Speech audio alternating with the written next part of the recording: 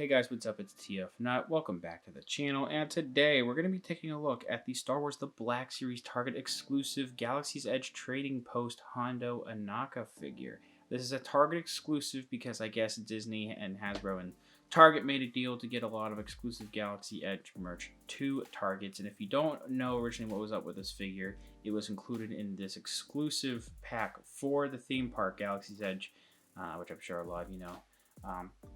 This came in a pack with, I believe, Rey and Chewie, and that was the only way you can get this exact figure is in that pack. Going down to that, well, first of all, either paying on eBay for ridiculous prices or going down to the theme park and getting it. So I'm glad that this is at least a little bit more accessible. However, it is a Target exclusive. I think there's only like 4 per store, which is really not great. I wish this was just a retail release, but what are you going to do?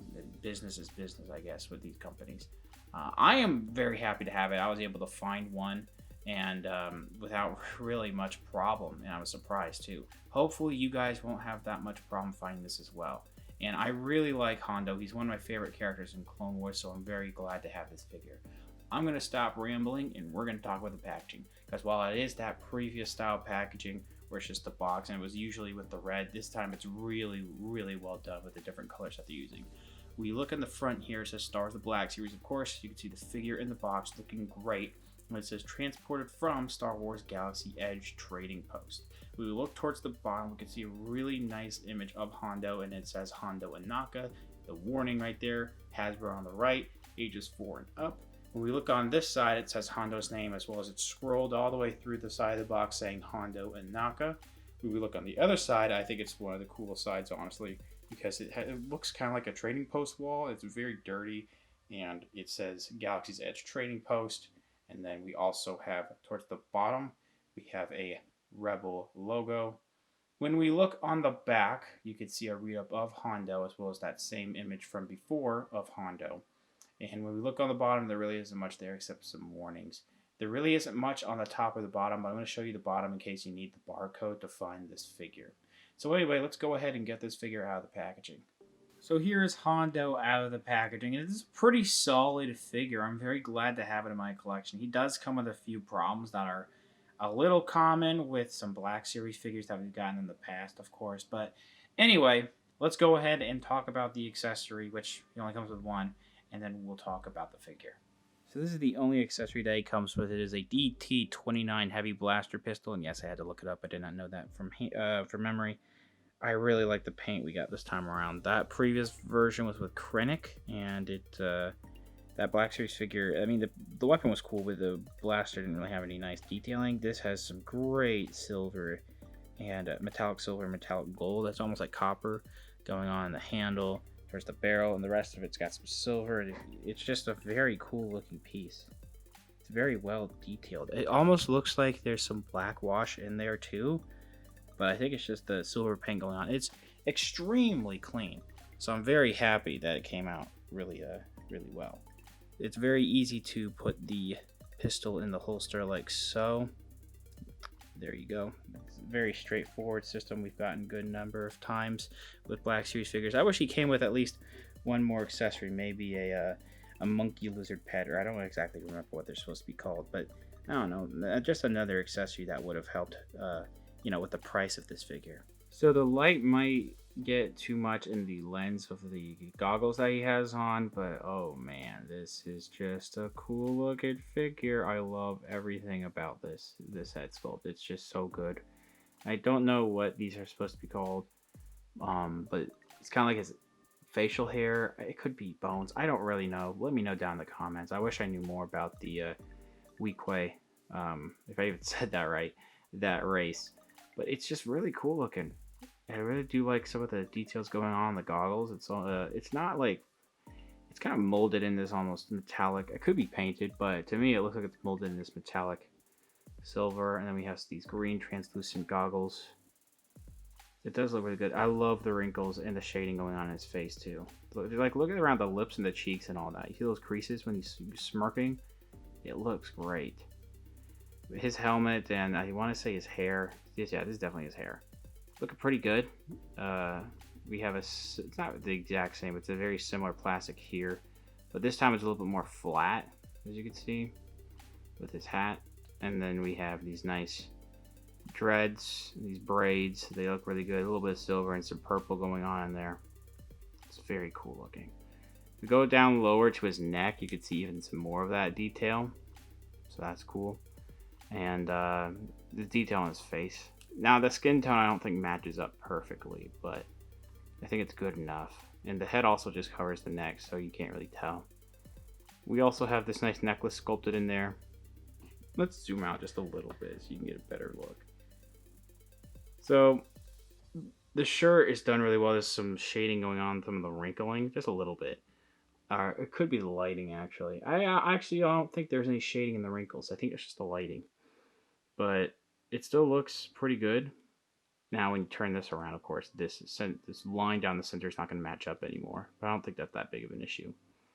There's kind of like this leathery detail going on in his jacket. It looks great. I also like what's going on here around the shoulders, going down towards the back. It's kind of like a glossy type of plastic going on. Some paint apps there. I think it's molded in this color, and there's stuff that's painted on here. But this just looks really good. For something that's like the painting could be better. I think there's a little bit of shading going on here in these creases. But the molding and sculpting is really good. Get some more wrinkles down his arms. And there's the shoulder piece. See a little bit of a buckle here. They molded this cape to where it reveals his holster much easier, so that way this just isn't draped over here. And I like that. Maybe it could have made this a little bit shorter too, because it just gets in the way of some details. Nice silver right here, and then I think there's a gold buckle right there. So I don't think there's any details on the buckle. I'll show it off in a second if there is. I'm working my way down the body just to show you the details. I really like some of the wash. It's like a dirt, like a black wash going on here to make it look dirty with the gauntlet. The sculpting's pretty good. The hands are also pretty well sculpted. Got a trigger finger in the left hand here. Was he left-handed in the show? I don't really remember, honestly. But then we have, I don't know what's supposed to be going on down here, but these details are pretty cool. So it's kind of like this gray. It's a little bit flat on the paint, but it doesn't look too bad. When we go down here, let's zoom in just a little. Gets a little another better look at some of these details. So I don't think there's really anything going on in the buckle there, but it still looks pretty good. They even have like these holes in the belt right there, so that's cool. I also really dig the holster. It's kind of like this leathery type of plastic they sculpted it into that we've gotten a good number of times with other figures. It is glued to his hip, like with a lot of other figures too. And then you can see the details of the strap that they've sculpted in here. The pants are also really well done. Let me back up a little bit so you can see. These pants look good, and they have this nice detailing going on throughout the whole pants. It's not as good as detailing as right here, but it's still serviceable. The wrinkles down here are pretty good. The boots came out pretty clean. They could use a wash. I think they're just kind of in this plain dark gray. But the wrinkles in the boots are pretty well done. When we look on the back here, there's some more detailing going on. I think did they paint the joint? Yeah, they painted. There's actual molding and painting in the joint going on there. And then when we look towards the bottom of the feet, you can see his top of his boots, which has a little bit of wrinkling. So I do think there are parts of this figure that could use better paint and sculpting. But the head sculpt's fantastic, and the rest of the body is unique enough to where I can forgive it. We've never gotten this body mold before, like with a lot of Black Series figures, they usually have unique sculpts. So, hey, I'm happy. The articulation's a little hindering because of how they did some of the stuff. So let's zoom in on the head really quick. It does have a neck system where you can see the neck going into the body. I'm just double checking that because that is moving around. So it's a little hindered because of just a lot going on around the neck, though. Yeah, I think even if it wasn't hindered by this stuff, I think it wouldn't work just as well, honestly, because it's kind of stiff. But we do have a swivel at the head. It can go slightly up and down, a little bit side to side. That neck articulation should allow for a little bit better posing because there should be a ball peg in the neck, going into the rest of the upper torso, but it's just too stiff to actually do anything. You can really barely get anything out of there. You're getting actually this tilt from the head itself. Anyway, arms can go all the way around. They do go in and out. You do have a single jointed elbow that actually bends pretty well. Swivel at the elbow. We have a swivel at the wrist as well as a hinge at the wrist. This one also has a, is this an up and down hinge? Yeah, there's an up and down hinge for this hand. We have a ball jointed waist that gets hindered by the cape a little bit, or the jacket, coat, whatever you want to call it. It swivels, sort of goes forward and back, so it's not actually that hindered. I think that's fine. Forward's pretty good, and it does have a side-to-side motion. We do have legs that can go forward that much, so not the greatest kick. I'm not going to be doing the craziest poses with Hondo, though. The back is hindered by the back of the cape here. I just noticed a splotch. Is that a splotch? I think that's just... It looks like this kind of paint that's on the lining right here. So that's a little annoying, but I just noticed it just now, so it's not super noticeable. Upper thigh swivel. We do get double jointed knees. There's a little bit of detailing going on in the joint, actually.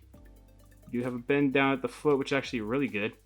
And then we have ankle rockers. So for size comparisons, on the left we have a Marvel Legends Moon Knight, and on the right we have the Star Wars: The Black Series Empire Strikes Back Han Solo.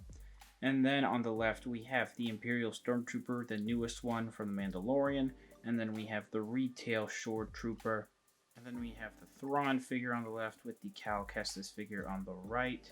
And last but not least, we have the Mandalorian in the solo version of Chewbacca. So to end this review, I'm going to show you what Hondo looks like with his weapon, as well as some other Black Series figures. This figure's pretty good. It does have a few issues, though. Some of the hindering of the articulation can be a little annoying. Can't really get him to some of the best poses that you want. Also, the paint isn't super consistent in certain areas, like in the elbows mostly, where the joints are.